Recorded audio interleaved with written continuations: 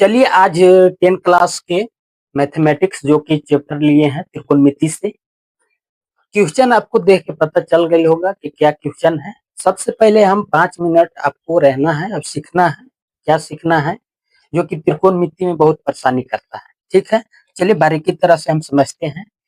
क्या इसमें सबसे पहले याद करना है, आपको ये याद करना है कि त्रिकोणमितीय अनुपात याद रखना है। किसी ने कह दिया कि त्रिकोणमितीय अनुपात कितने प्रकार को होता है, तो आपको जवाब देना है 6 प्रकार को होता है। कौन कौन याद करना है? 6 प्रकार को होता है। कौन कौन होता है? तो साइन, दूसर का होता है कोस और तीसर का होता है टेन। बस आपको 3 गो याद सबसे पहले करना है। अगर 3 गो याद हो जाएगा तब 3 गो और अपने आप याद हो जाएगा। क्या करना है? साइन के जो उल्टा होता है, साइन का उल्टा क्या होता है? साइन का उल्टा होता है कोसेक और कोस का उल्टा होता है सेक और टेन का उल्टा क्या कोट होता है। चलिए आपको 6 प्रकार के त्रिकोणमितीय अनुपात होता है। ठीक है, सबसे पहले आपको आता है साइन। साइन के मतलब क्या होता है? तो साइन का उल्टा कोई पूछ दिया तो कोसेक, ये अदल बदल होता है। मान कोस के मतलब क्या होता है? तो सेक होता है, ये अदल बदल। ये टेन के मतलब क्या होता है? तो कोट होता है, ये भी अदल बदल। अब चलिए किसी ने कह दिया कि सर साइन के मतलब होता क्या है, वो चीज मैं दिखा रहे हैं।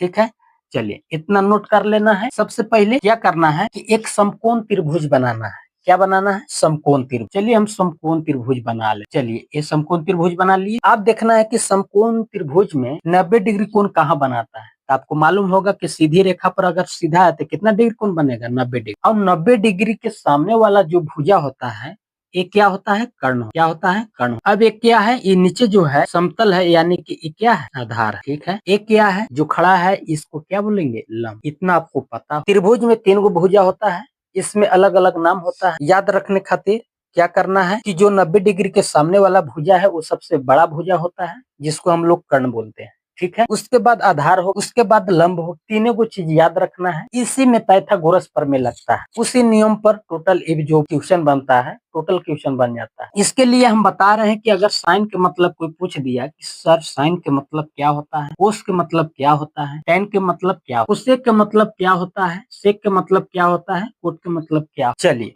आप देखिए कि ये सब मान याद करने खातिर एक ट्रिक से याद करना है, यानी कि ट्रिक क्या है? लाल बट्टा लाल बट्टा का। अब देखिए इसको क्या कर, बीच में जो है ये बट्टा बट्टा एल बट्टा के, यानी कि एल से क्या हो? लंब हो गया। एल से क्या हो गया? लंब हो गया, यानी कि लिख लिए लंब बट्टा के से हो गया कर्ण। कोई दिक्कत? कोई दिक्कत तो नहीं होना चाहिए। अब देखिए अगला जाते हैं, याद कर लेना है लाइन बाय लाइन, यानी कि शुरुआत साइन होता है, बीच में कोस होता है, लास्ट में टेन है। तीनों को मान याद रखना है, साइन कोस टेन।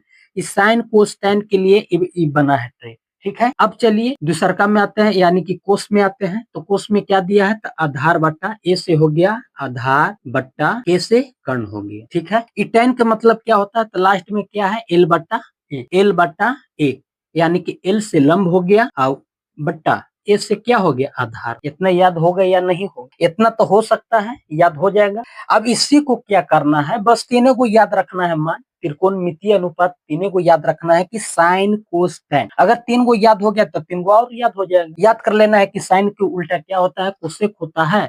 तो कोसेक, साइन का उल्टा कोसेक होता है, तो इसका ही मान बदल देना है, यानी ऊपरे नीचे कर देना है, रिवर्स कर देना है, यानी कि कर्ण बटा लंब। ठीक है, कोस है तो ये आधार बटा लंब है, यानी कि इसको ऊपरे लिखना है। कोस का उल्टा सेक होता है, तो इसको भी मान को भी उल्टा कर दो, यानी कि कितना हो गया? कर्ण बटा आधार। ठीक है, अब देखिए कि tan के बराबर क्या होता है? tan बराबर यानी कि लंब बटा आधार, इसी को उल्टा कर देना है। tan का उल्टा कोट होता है, तो मान के भी उल्टा कर देना है, यानी कि आधार बटा लंब। चलिए ये तो हो गया। आपको कोई कहेगा कि ये बताइए कि साइन कोस जो है, एक चीज आता है जो को साइन थीटा रहता है, कभी रहेगा कि साइन ए हो जाता है, कभी होता है कि साइन सी हो जाता है। ये सब क्या है? तो जो ई थीटा की जगह पर लगा रहता है, ई थीटा कोण के लिए संकेत करता है। ई कोण है, सिंपली ई कोण है, यानी कि ए है, सी है, कुछ भी आ जाए थीटा के जगह पर, वो सब क्या है? कोण के संकेत करता है। तो आपको घबराने की कोई बात नहीं है। किसी ने कह दिया कि साइन थीटा किसे कहते हैं, तो आपको बताना है लंब बटा कर्ण को हम साइन थीटा कहेंगे, या लंब अनुपात कर्ण को हम साइन थीटा कहेंगे। जो ऐसे बोलना है वैसे बोलिए, कोई दिक्कत बात, याद कर लेना है। ठीक है, चलिए ये जब याद हो जाएगा तो टोटल क्वेश्चन बन जाएगा, कोई प्रॉब्लम नहीं होगा। ठीक है।